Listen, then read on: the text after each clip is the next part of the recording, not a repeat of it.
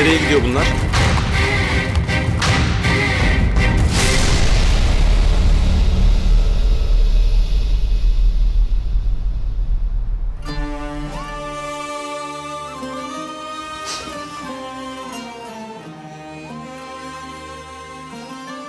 Gıyasettin baba.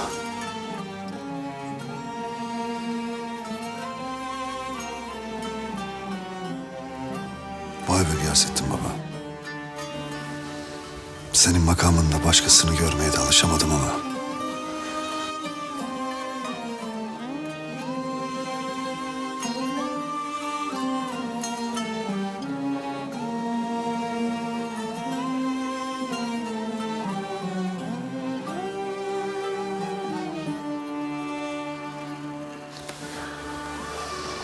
Mustafa'lar nerede kaldı paşam? Bilmiyorum. Ben de daha görmedim. Davanın ilk gününde geç kalırsa kadı çok fena öfkelenecek ha. Ya başlarına bir şey gelmesin. Bilmiyorum ki. Ha işte.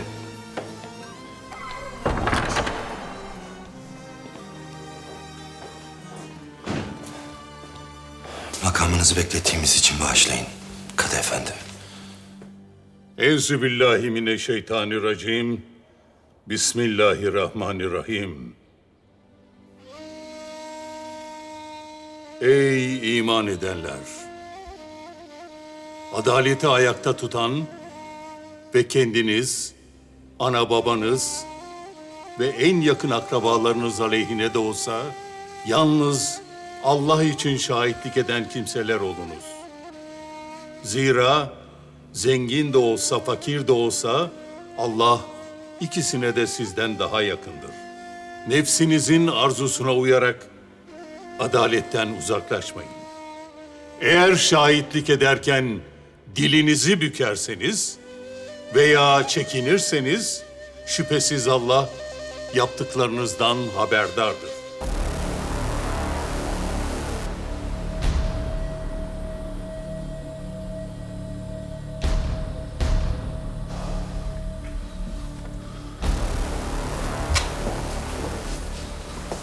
Nerede kaldınız Gazanfer?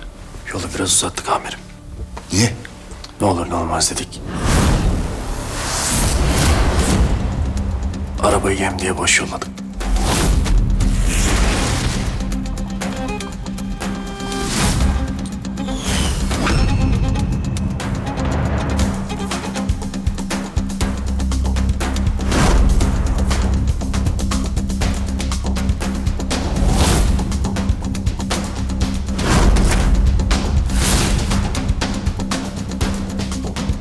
Biz de arka yollardan yürüyerek geldik.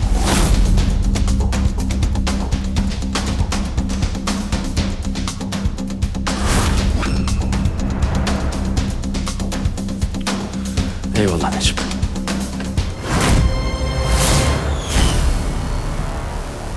Şehzade Mehmet Efendi'nin olayın cereyanı sırasında sarayda bulunmasıyla başlayalım.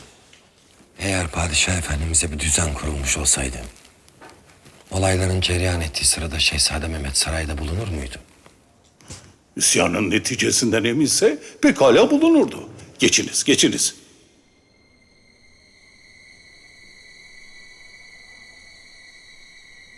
Bu hususta emin olmak zordur Kadı Efendi. Kimin saf değiştireceğini, kimin korkup kaçacağını tahmin etmek zordur. Yani Yani Kadı Efendi kanla canla sonuçlanabilecek bir teşebbüse kalkışanlar muvaffak olamama ihtimaline karşılık bir kapıyı hep açık tutacaklardır. ne malum tutmadı? Tutmadığı gibi Kadı Efendi Hazretleri isyan bastırıldığı halde Şehzade Mehmet Efendi sarayda kalmaya devam etmiştir. Hadi diyelim isyanın başarılı olacağından emindi ve saraydaydı. Peki neden isyanın sonunda saklanmadı veyahut kaçmadı? Lağım faresinin gözüne tut kandili, olduğu yerde çakılır kalır. Senin şehzadeye de böyle olmuş olmasın Filinta Mustafa?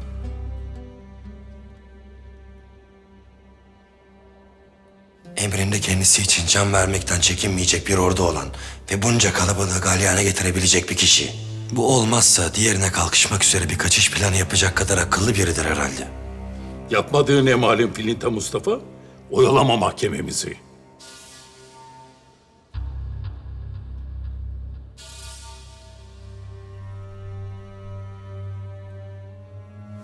Şehzade Mehmet Efendi kendisinden şüphelenildiğini hissettiği anda gelip teslim oldu. Karşı koyma teşebbüsünde dahi bulunmadı. Nereden biliyorsun? Çünkü kendisini tevkif eden benim. Cezası idam yahut ömür boyu sürgün olan biri eğer bile bile teslim oluyorsa masumiyetinden emin demektir. Veya başka yolu olmadığına kanaat getirmiş demektir. Bu mütalaların hepsi afaki vekil efendi. Müsbet delil isteriz.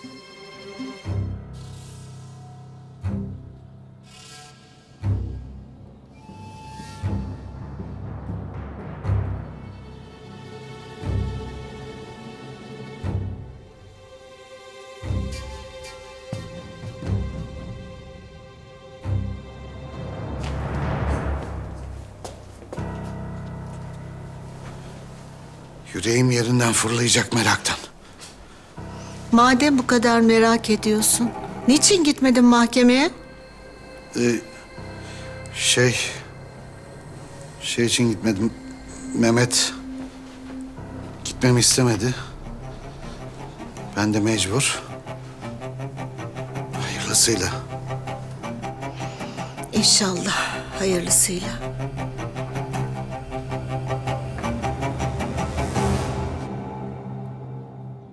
Şimdi sen diyorsun ki bu telgraflar düzmece olmasa karşılıklı çekildikleri vakit aralarının çok daha fazla olması gerekir. Doğrudur Kadı Efendi. Doğru mudur memur efendi? Doğrudur Kadı Efendi. 8 sene telgraf memurluğu yaptım. 2 senedir telgraf şefiyim. Saat 12'yi 5 geçe gelen telgrafın okunup cevabının yazılması için daha çok vakit lazımdır. Saat 12'ye 6 geçe olmasının mümkünatı yoktur. 12'yi 5 geçe gelen telgrafın cevabı 12'yi 6 geçe mümkün değil ulaşmaz diyorsun. Tek kelime olsa, şifresi olmasa, hat boş olmuş olsa belki olur ama kağıtlardaki telgraflar Mümkün değil öyle mi? mümkün değil Kadı Efendi. Şifresini de sen mi çözdün? Onu eski dahiliye nazırlarımızdan Ruhi Paşa halletti. Zaten bizim posta telgraf nezaretinin günlük kullanmış olduğu basit şifreyle yazılmış. Acemi memurlar bile bu telgrafı okur Kadı Hazretleri. Bu da gösteriyor ki bu telgraflar okunmasın diye değil, okunsun diye. İfşa edilsin diye yazılmışlar. Koca İslam halifesini devirmeye çalışan, padişahı tahttan indirmeye çalışan birinin yapabileceği bir iş midir bu? Kadı Efendi Hazretleri. Osmanlı'nın bugüne kadar ne kifayetsiz hainlikler gördüğünü bilmezmiş gibi konuşursun. Tam da bu sebepten ötürü Şehzade Mehmet Efendi'nin bu suçu işlemediğine inancım tamdır. Ne sebep? Mehmet Efendi'nin tahsili ve kabiliyetleri malumunuzdur. Tarif ettiğiniz o kifayetsizlerden asla olmamıştır Kadı Efendi Hazretleri. Başkaca deliliniz, şahidiniz var mıdır? Şahidimiz vardır Kadı Efendi. Ancak delillerin takviyesi için kadılığınızdan müddet talep ederiz.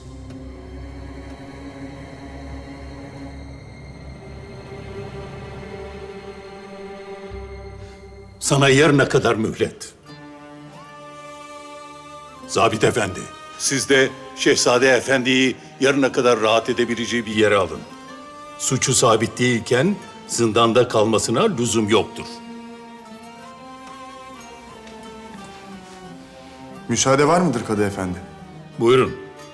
Masumiyetimize olan imanımız da, bu imanımızın haklılığı hususunda makamınızı iknaya olan itimadımız da tamdır.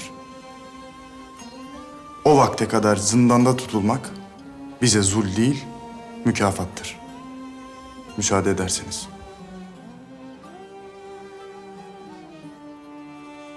Şehzade Efendi'yi zindana götürün.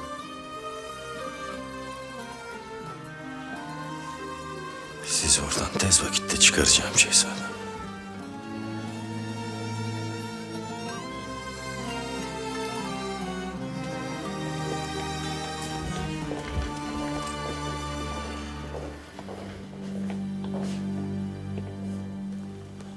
Boris Haryas iyi işleyen saatimizin pas tutmuş çarkıydı Efendi Cemil. Pasını öteki çarklara bulaştırmaması için yerine ışıl ışıl parlayan yeni bir çark koyduk Efendi Cemil. Alışabilmesi, öteki çarklarla mutabakat içinde hareket edip saatimizin şaşmaz bir şekilde çalışmasını devam ettirebilmesi için zamana ihtiyacımız olduğunun farkındayız Efendi Cemil. Lakin siz de takdir edersiniz ki zaman en kıymetli hazinemizdir bizim. Boşa harcanması bizi üzer. Bilmem anlatabildim mi derdimi?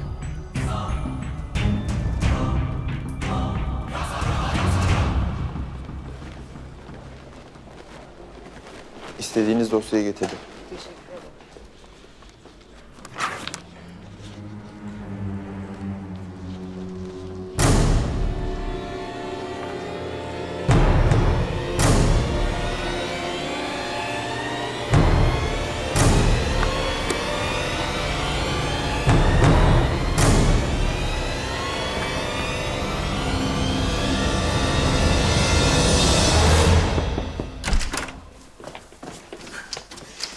Mahkemeden haber var. Kadı efendi suçu sabit olmadığı için demiş. Sonra hücrede kalmasın, daha rahat bir yere geçsin demiş. Mehmet'im kabul etmemiş ama neticede onun masum olduğuna inanıyor demek ki Kadı efendi. Bu Mehmet'im için iyi bir şey değil mi Murat'ım? Heh, kötü olsaydı ya sürgün ya ölüm derlerdi değil mi Murat'ım? Ne fark eder valide? Ha idam, ha sürgün. Ne fark eder? Eğer bunları Mehmet tertip ettiyse ve ona salıverirlerse ne olacak zannediyorsun? Gelip diğer oğlunu alacaklar. Diğer oğlunu. Mehmet'i salacaklar, Murad'ını alacaklar. Sevine sevine buna mı seviniyorsun? Ne biçim konuşuyorsun Murat'ım? Ben anayım. Evlatlarımı ayırt edebilir miyim? Valide. Defol. Çık dışarı. Sakin ol Murat'ım. Valide. Çık. Niye hala buradasın? Çık. Şehzadenin ilacı. Çabuk.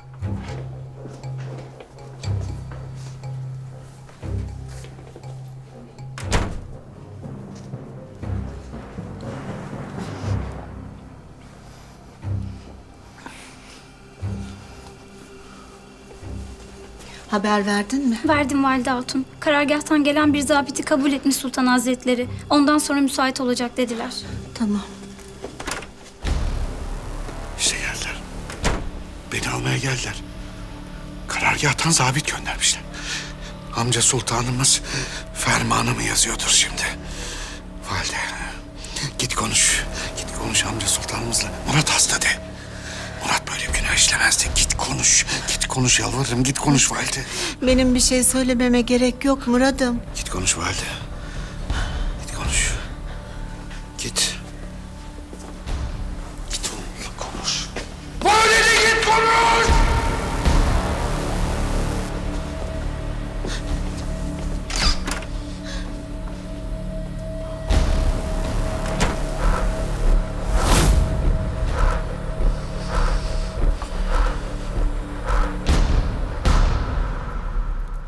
Şahitlerimizin ifadelerini delillerle de birleştirdiğimizde aradığımız müspet sonuca ulaşacağımıza itimadım tam da sultanım. Neticeyi merakla bekliyor olacağız Filinta Mustafa. Mehmet'in masum çıkması durumunda işin ucunun nerelere varacağını tahayyül edebiliyorsundur inşallah. Ediyorum sultanım. Müsaadeniz olursa sultanım. Davut Paşa'nın yerine seni düşünürüz Filinta Mustafa. Ne dersin? Beni bu makama layık görmeniz bana ancak şeref verir sultanım. Lakin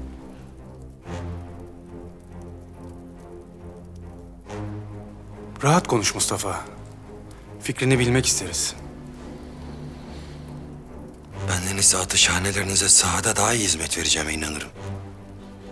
Lakin siz benim... Peki bu vazifeye kimi getirelim?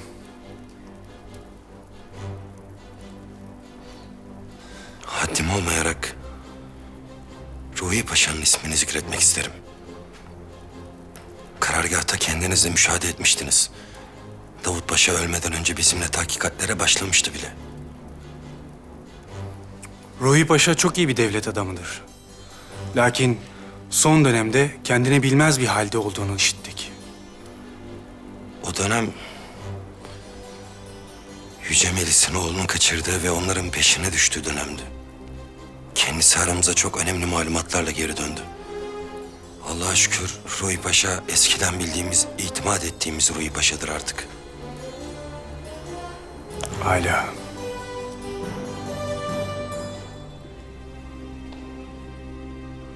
Eğer Mustafa söylediklerini ispat ederse o zaman çok işimiz var demektir Ali. Bu kumpasın arkasındakiler tahminimizden de güçlü kişiler demektir. Doğrudur paşam. Mustafa'm bu kadar azimli müdafayı boşuna yapmaz. Peki neye dayanarak? Vardır Mustafa'mın bir bildiği paşam. Peki Farah konusunda da var mı? Ya her şeyde haklı çıkacak diye bir şey yok. Ama ben Mustafa'mın hissiyatına sonuna kadar güvenirim. Ama bazen onun da bilemediği şeyler oluyor tabii. Demek Farah konusundaki itimadına pek güvenmiyorsun öyle mi? Mustafa'ma canım pahasına güvenirim paşam. Benim güvenmediğim Farah.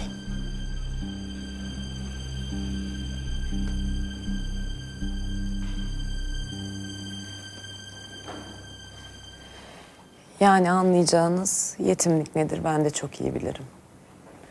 Anneciğim bizi büyütene kadar çok çabaladı. O sebeple böyle vakıfların benim için ayrı bir ehemmiyeti vardır. Anlıyorum. İşte bu yüzden bizim Bimar Aceze Vakfımız talebelere bunu hissettirmemek için elinden gelen her şeyi yapıyor. Ben de sizi tam bu sebeple rahatsız ettim.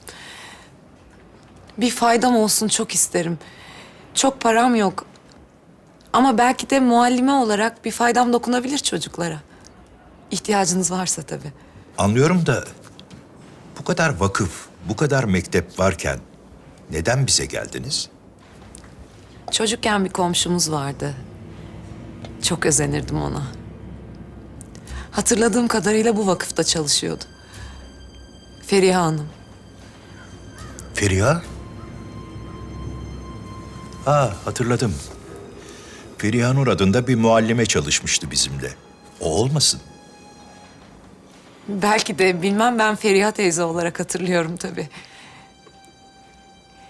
Burada mıdır acaba? Bir görebilir miyim kendisini? Bunca yıldan sonra beni hatırlar mı tabii bilmiyorum ama. Bizden ayrılalı çok oldu. Ama duyduğum kadarıyla Üsküdar Muallim Mektebi'nde ders veriyordu. Anladım. Ben sizi daha fazla meşgul etmeyeyim o halde. Teşekkür ederim. Bir dakika. Fransızca muallimemiz önümüzdeki hafta bizden ayrılmak zorunda. Fransızca ders verebilir misiniz? Seve seve.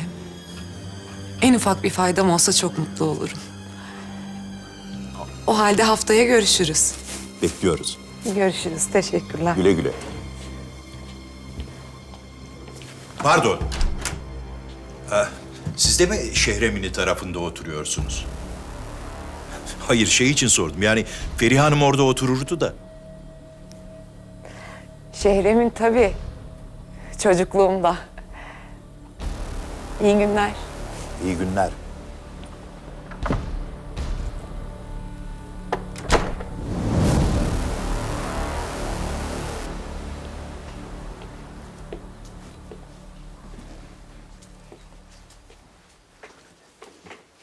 Cemil Bey. O kadar da almıştınız ki bölmek istemedim. Teşekkür ederim. Server Bey ile küçük bir işim vardı. Buraya kadar gelip size merhaba demeden gitmek olmaz diye düşündüm. Merhaba. Oturmaz mısınız diyeceğim ama Sizi işinizden alıkoymak istemem. teşekkür ederim. Kısacık sohbetimizin tadı damağımda kaldı dersem umarım haddimi aşmış olmam. Hatta daha geniş bir zamanda Seve seve Cemil Bey. Müsait bir vakitte seve seve. öyleyse size en kısa sürede tekrar rahatsız edeceğim. Müsaadenizle.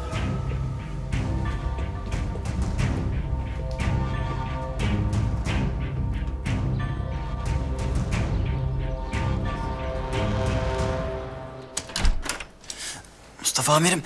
Kalkma kalkma yat. Nasılsın? İyiyim Allah'a şükür. Leyla Hanım yengem sağ olsun çok iyi baktı bana. İyi yattığın yerden afiyeliyle başlamışsın. Sohbet ettik biraz. Kendisi söyledi.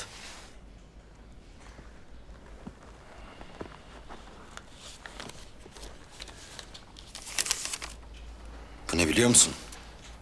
Nedir amirim?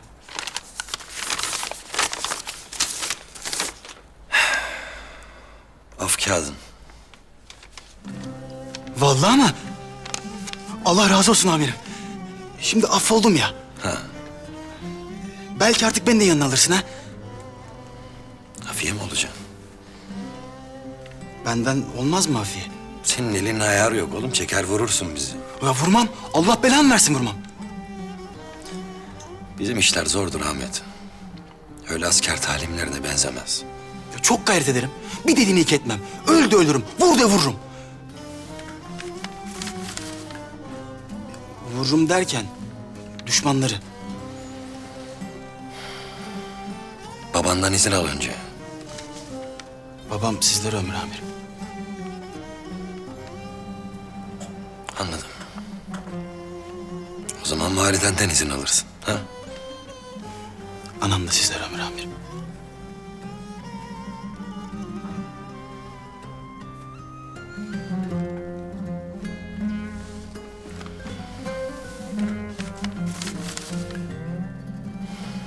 İyi bak kendine Ahmet.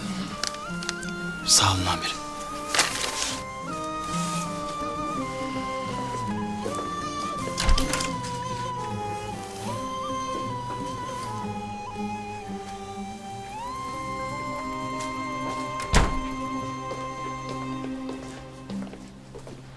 Hayırdır Mustafa? Ahmet'i görmeye geldim. O da seni sorup duruyor. Beni elçi tayin etti. Neden? Mustafa amirimin yanında olmak istiyorum diyor. İltimas istiyor yani kerata. Seni çok sevmiş, yanında kalmak istiyor. Ama sen de haklısın. Bütün sevenlerini yanına alamazsın ki. Leyla. Zaten yanına aldıklarında sana hasret kalıyor. Birini daha üzmenin ne alemi var? Leyla benim vazifem. Vazifen. Ben seninle vazifeni bilerek evlendim Mustafa. Gece gündüz çalışacağını bilerek evlendim. Ama bunun beni bu kadar zorlayacağını bilemiyordum. Yalnız kalmanın bu kadar zor olacağını bilemezdim. Tadın var ya Leyla. Dadım var. Benim düşünceli kocam dadımı getirmiş karısı yalnız kalmasın diye. Yapma böyle. Al Ahmet'i yanına Mustafa. Bari onu mutlu et.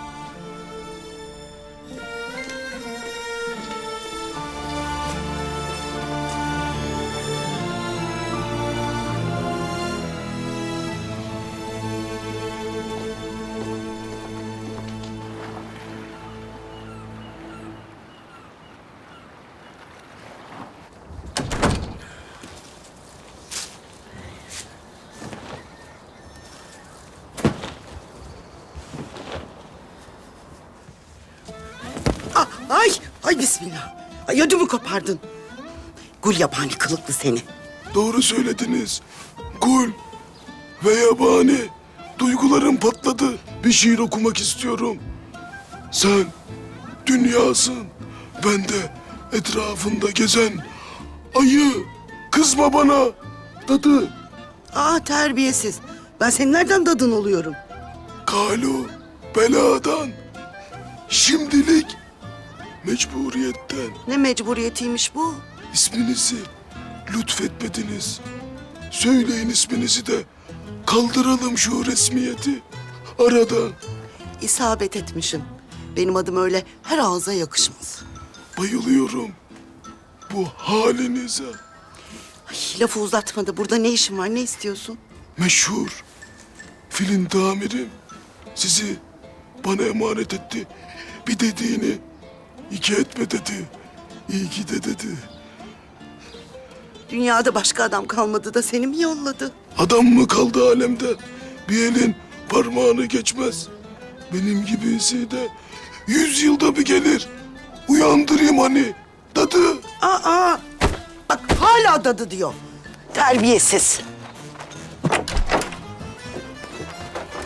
Aynı benim gibi. Ben de birini sevdim mi vurasım geliyor. Allah'ına kurban dadı. Aman ha. İyi göz kulak olun dadı ya. Gözünüz kulağınız olsun. Canımız ciğerimizdir.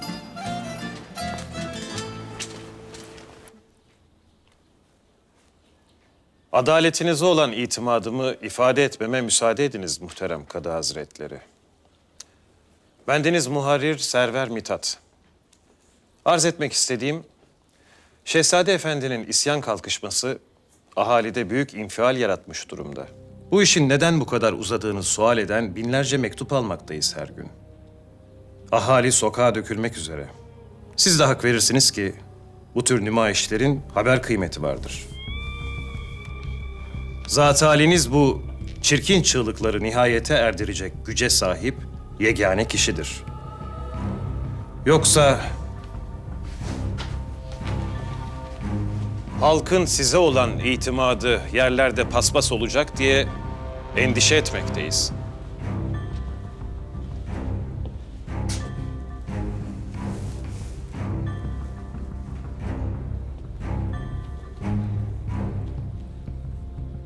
Padişah Hazretlerini tahttan indirmeye kalkanı kadı bir an evvel cezalandırmalı demekte ahali. Eğer bugün adalet ağacının gölgesine sığınıyorsa birileri, uzun zaman önce başka birileri o adalet fidesini diktiği içindir. Efendilerine selam söyle. Bir daha zahmet edip kimseyi yollamasınlar kapıma.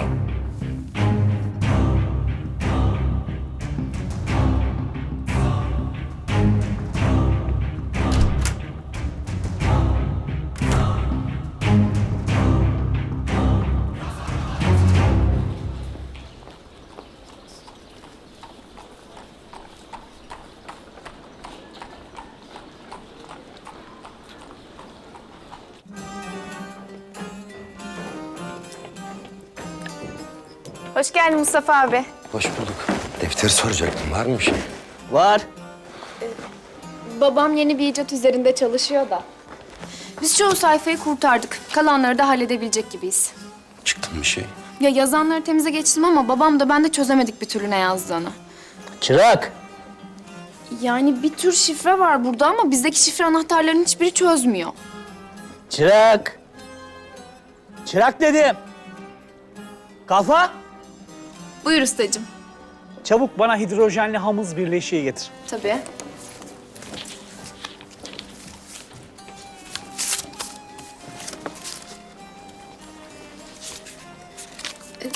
Mustafa abi, geçen gün getirdiğin çocuk çözebilecek gibiydi yazıları. Hani belki biz yine beraber çalışırsak bir şeyler çıkar gibi. Ufak bir kaza geçirdi o. Çok mu kötü? İyi. Leyla'nın hastanesinde toparlasın. Devam edersiniz artık. Tamam, ederiz.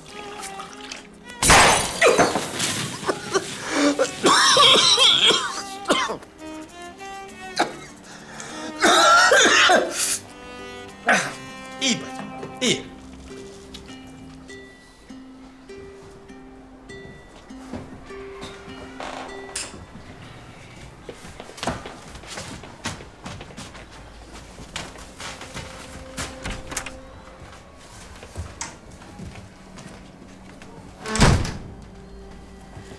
Birine mi baktınız kızım? Evet. Semiha Hoca'ya bakmıştım. Buyurun benim. Sizi gökte ararken yerde buldum Semiha Hanım. Feriha Nur isimli bir muallimeye bakıyorum. Bilse bilse Semiha Hoca bilir dediler. Doğru. Al oğlum sen bunu git hadi. 2 sene oldu Feriha Hanım bizden ayrıldı. Çok değerli bir hanımdı kendisi.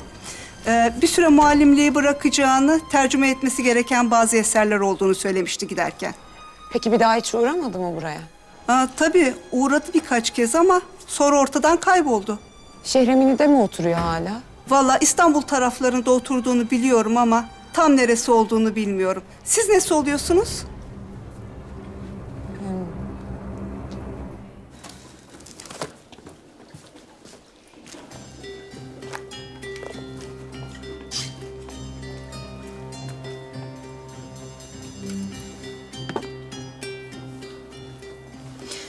Akşama yiyecek bir lokma bir şey kalmamış.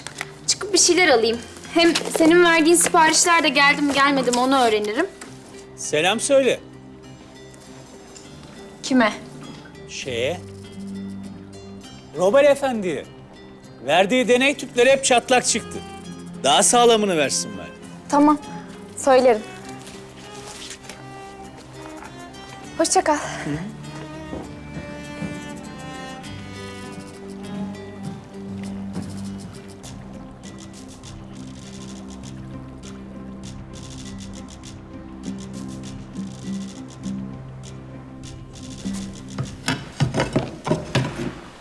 Şam, Musul ve Kerkük'ten gelen son istihbaratlar. Durum nasıl paşam? Pek parlak değil. Halk galyana gelmiş durumda. İsyancılara inanıyor ve onlara destek veriyorlar. Şeytan diyor ki git bas bunların gırtlağına sor. Derdiniz ne lan sizin? He? Rahat mı batıyor lan size diye ama. Farah nerede? Bilmem. Sabahtan beri görmedim ben de. Ah, çomak mıydı öbürü mü bilemedim. Biz de tam olarak sizden bahsediyorduk. Ya Ha.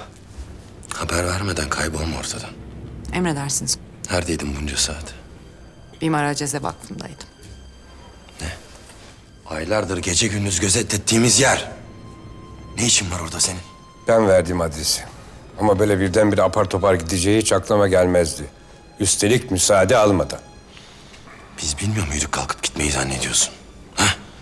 Adamlar işkillenirlerse elimizde hiçbir şey kalmaz. Siz giderseniz işkillenebilirler tabii. Sence benden işkillenirler mi? İşkillenmezler. Direkt tanırlar. Daha önce onlardan birileriyle münasebetiniz olmuştur. Ali haklı. Evet. Ama tanısalardı eğer bana muallimelik teklif etmezlerdi herhalde. Ne? Haftaya bir muallime işi bırakıyormuş. Onun yerine benim Fransızca derslerini vermemi teklif ettiler. Kendi başına iş çeviresin diye getirmedim seni buraya. Haklısın. Benim de planladığım bir şey değildi. Aniden gelişti. Bir daha olmaz. Olmasın. Tamam çocuklar, tamam. Hadi şimdi şu fotoğraflara bakalım ha.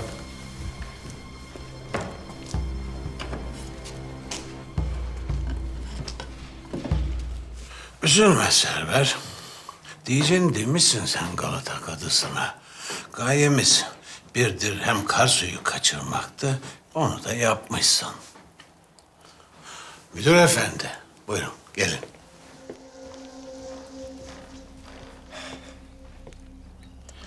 Anlatın bakalım.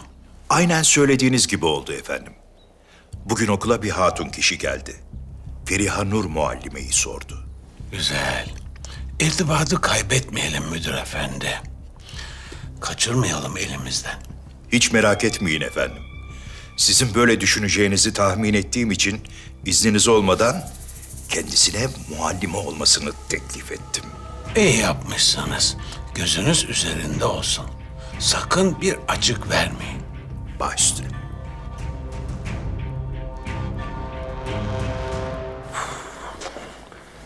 Bütün bunları Musul, Kerkük ve Şam'daki isyanlardan ayrı tutmak bizi hataya sevk eder.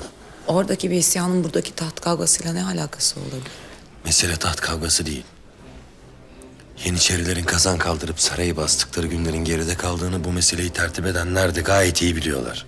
İsyanın bu kadar cılız olmasının sebebi bu olsa gerek. Bir tecrübe edelim. Talihimiz yaver giderse padişahı al aşağı ederiz. Olmadı onlar yukarıda oylanırlarken biz de aşağıda işimizi hallederiz demiştir bu şerefsizler. Şehzadeleri de piyon olarak kullandılar. O başından beri malumatımızdı. İstediklerini vermemek de boynumuzun borcu. İstedikleri de? Şehzadenin kellesi. İyi, o zaman şehzadeden devam edelim. O paşanın çiftliği isyan için rüşvet. Ama delili yok namerdin. Paşa hayatta olsaydı eğer konuşturabilirdik belki. Konuşturur muyduk? Öttürürdük onu Mustafa'm. Keşke polis ölmeden konuşsaydı. Hiç mi işe yarar bir şey söylemedi? Yuvarlak laflar. Şehzade Mehmet'le yaptığınız bütün şifreli telgraf görüşmeleriniz elimizde.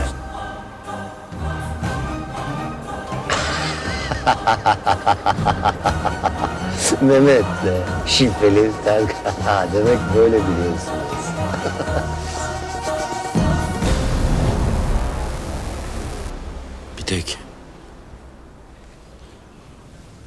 Bir tek Şehzade ile olan telgraflaşmalarını söylediğimde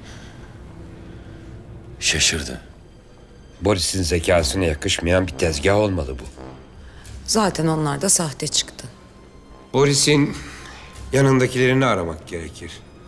Neydi o adamı sorguladınız mı? Adı neydi onun? Cemil. Sansar Cemil. Henüz sorgulamadık. Sondan bir önceki kozumuz var.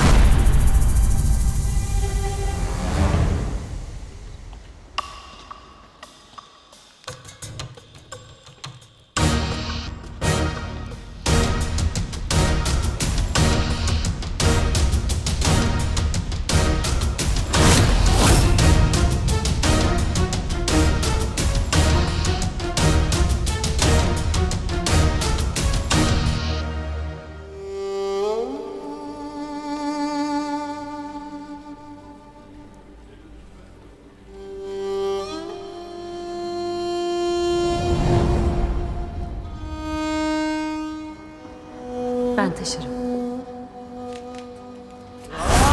Ben şunu! Süreyya'm! Süreyya'm iyisin değil mi? He, yaralı falan değilsin. İyi misin? Çantamı aldı Ali, çantamı aldı. Ne var çantada Süreyya? Bir çanta için kendini perişan ediyorsun. İçinde mücevher mi var, evrak mı var, ne var? Tamam Ali, tamam, yok bir şey.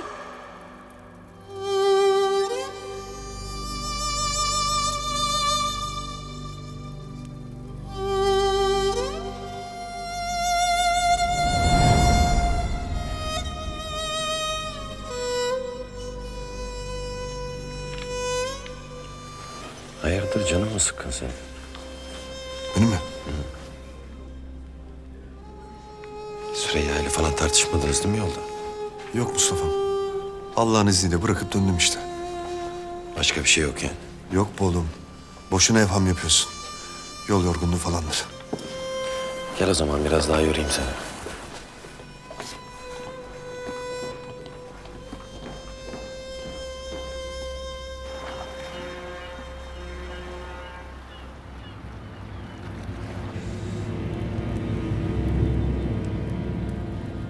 İnşallah Kenan Efendi, inşallah. Hak yerini bulsun, bizim için kafi. Bundan şüphem yok efendimiz. Galata Kadısı adaletiyle nam salmış bir kadımızdır evelallah. Biz de öyle biliriz. Bakarsınız bu mahkeme sayesinde Yüceler Meclisi denen cerahatla alakalı malumatlar saçılır ortalığa. Kim bilir? Saçılmaması mümkün müdür Kenan Efendi? Zaten onların parmağı olmadan bu kadar büyük bir vakaya kalkışmaları buna ihtimal verir misin? Vermem sultanım.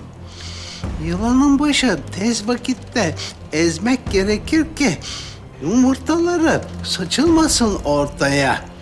Yılan birken bin olmasın. Hudutlarımızın dışı zaten yılan çiyan kaynıyor. Ve dahi içi hudutlarımızın sultanım. Ve dahi içi. İçinden kastınız şehzademiz mi, isyancılar mı yoksa sefaretler mi? Hepsi ve daha fazlası sultanım. Maalesef şehzade meselesi arzu ettiğimiz gibi gelişmedi efendi Cemil. Israrcı olmak şüpheleri üzerimize çekmekten başka bir işe yaramayacaktı. Biz de olamadık nitekim. En iyisi padişahın dikkatini başka bir cenaha kanalize etmekti ki bunun için en elverişli cenah Balkanlarla beraber Orta Şark olacaktı. Musul, Kerkük ve Şam'da başlattığımız isyanlar padişahı ziyadesiyle tedirgin etmiş belli. Düşmanın tedirginliği iyidir. Onu hataya zorlar. Düşmanı hataya zorlamak da en kolayı onun rahatlamasını sağlamakla olur sultanım. Bırakın sizi zayıf, kendilerini güçlü olduğunu zannetsinler. Hakikati bilen siz olduğunuz müddetçe kimin kendini ne zannettiği hiç mühim değil kanaatindeyiz acizane. Bütün dünya gözünü neft yataklarımıza, Musul ve Kerkük vilayetlerimize dikti. İngilizler, Fransızlar, Almanlar, Amerikalılar. Onlara da ne oluyorsa ta okyanusun öte tarafından. Ceylan avına çıkmış sırtlanlar gibiler. Zayıf av peşindeler. Buldukları anda parçalarlar. Gözlerini bizim topraklarımıza dikmişler. Ama bilmiyorlar ki biz ne zayıfız ne de avız. Tez vakitte öğrenirler sultanım. Allah sizi başımızdan eksik etmesin. Amin. Öğreteceğiz Kenan Efendi. Biz öğreteceğiz onlara.